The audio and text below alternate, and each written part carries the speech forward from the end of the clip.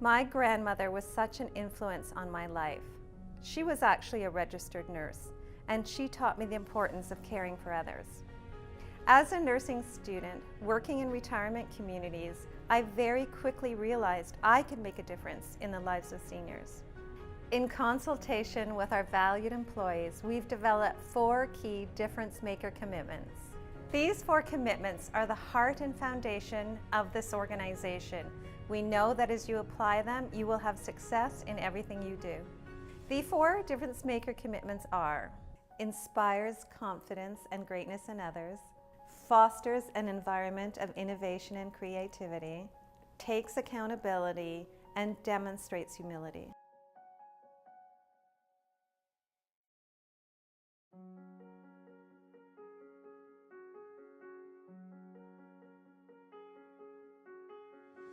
So inspiring confidence and greatness in others means creating a safe environment free of fear and blame.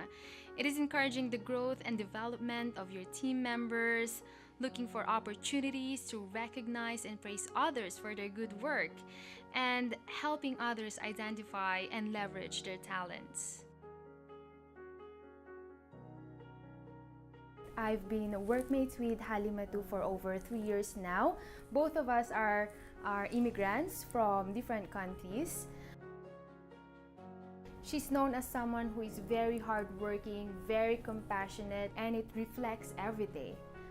Until one day the staff noticed that Halimatu has been calling in sick more often than the usual. So the staff reached out to her, and that's how they found out that she has some serious medical condition. At that time, Halimatu also expressed to the staff that she is worried, that she's scared because she doesn't have any family members with her. She doesn't want to lose her job, and she doesn't know where to go from there. At that time, the staff, from healthcare aides to LPNs to our leaders, they all gathered around and talk about how they can support Halimatu in any possible ways.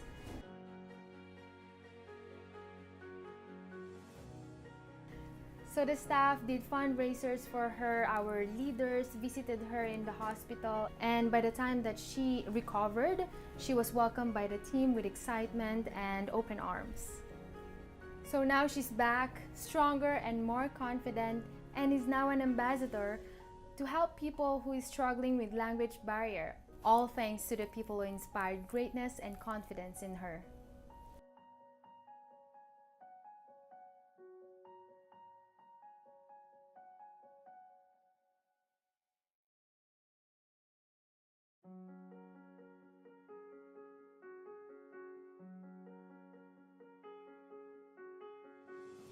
Someone who fosters an environment of creativity and innovation is someone who challenges the status quo, really looks for ways to improve. This individual is very comfortable to experiment. They work outside of their scope. They go above and beyond for the best possible outcome. They collaborate with internal as well as external partners. This individual is a problem solver. They make full use of resources available to them to attain the best possible experience or service, whether to residents or teammates alike. A great example is an amazing initiative that our recreational therapist Brody implemented with one of our residents. There's one resident that I worked with. She was in about her mid to later stages of Alzheimer's dementia. There's nothing happening really in her mind. She'll be sitting there with flat affect, no emotions. It, of course, got worse and worse. And so I actually worked with her family to find out a little bit about her past. I did a little research on her favorite music. One song in particular that she really loved is You Are My Sunshine. And I put these songs together on an iPod, and I put the iPod on her head, and she went from a blank stare to starting to tap her hands and feet to starting to rock back and forth.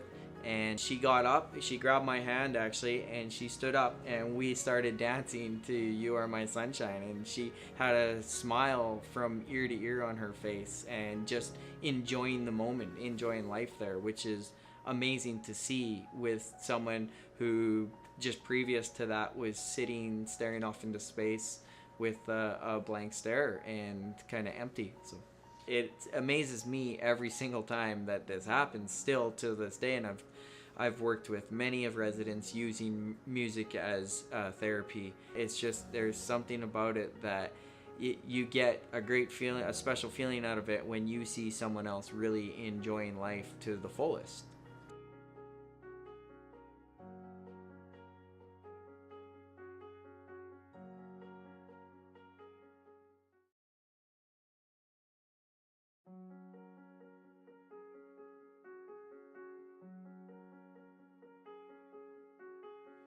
So taking accountability means when I see a need, I'm taking action to fulfill it. I'm taking ownership of the results. I'm following through until the problems are completely resolved. And when people are asking for my help, I'm responding in a timely manner and really keeping those commitments. An example of this would be our monthly clinical best practice meeting.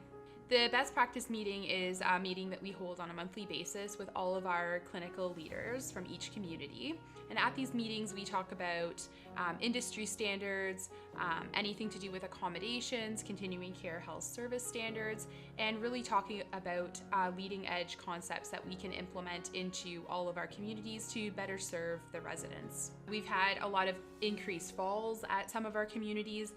One of our suggestions was to get the neon colored stickers and put it on the resident's walker and on their light switch, so if the resident got up in the night and their lights were off, they could see where their walker was and where the light switch was to be able to turn it on. And that was a person at our best practice committee taking accountability during the meeting, doing some researching, and went out and purchased these neon stickers and prevented falls at the community, which was absolutely fantastic.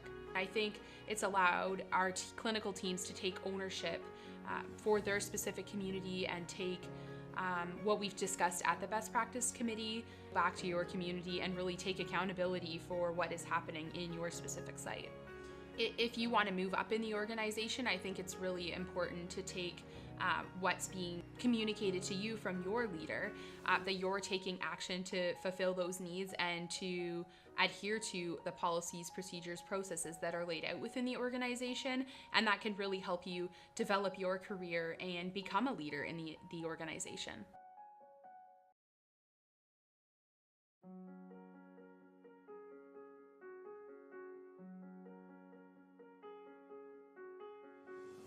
When I think about demonstrates humility as one of our difference maker commitments, the thing that I really remember is that it's about team.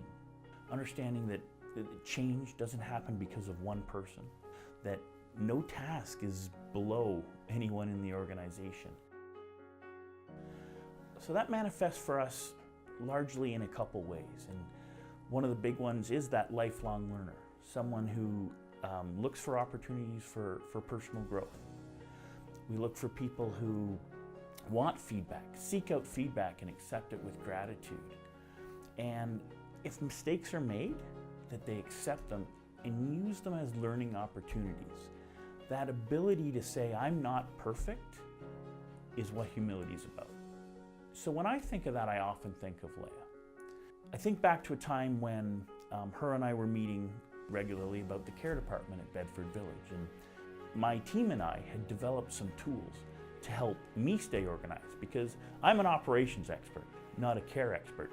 So when I talk to the clinical department, I need to make sure that we're together, and Leah really helps facilitate that. But the piece that really stands out to me is that instead of her trying to use her expertise to tell us what to do, she listened to how we were doing it, said, Stephen, this is a great idea, and incorporated it not just for us, but for the whole organization. We worked together on a project around lifeline response time, something vital to our organization, making sure that our residents are responded to promptly and correctly. And again, we had developed one way to look at it. And once again, here I am suggesting something to somebody who knows way more about this than me. And Leah's only response is, this is great. How do we make this work for everyone? And so her desire to improve the organization above herself makes us stronger, and it demonstrates her humility time and time again.